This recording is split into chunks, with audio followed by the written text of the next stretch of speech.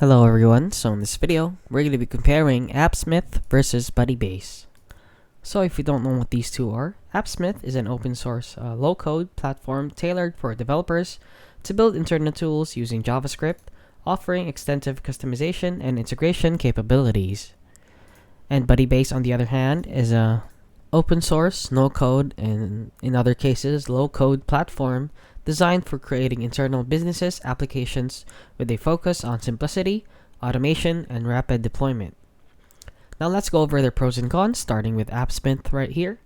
So the pros of Appsmith is that it has a robust JavaScript support for custom logic, Git integration for version control and CI/CD workflows, flexible deployment options including self-hosting, and lastly, active developer community and comprehensive documentation. Now, the cons of it is that it has a steeper learning curve for non-developers. So, if you're a non-developer, you might have some trouble working on it.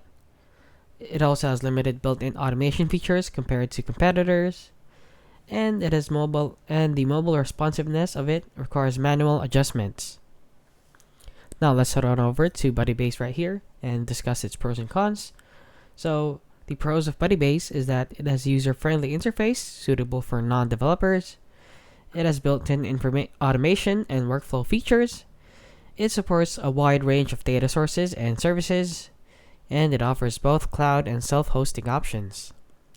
Now, the cons of it is that it has less flexibility for complex customizations. It has limited support for advanced scripting and languages like Python. Finally, it has fewer integrations compared to developer-focused platforms. So, which one is right for you?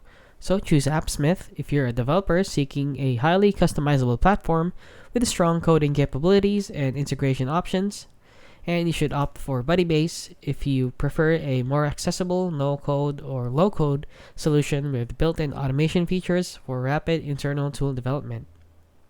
And that is basically it. So if you found this video helpful, please consider liking and subscribing.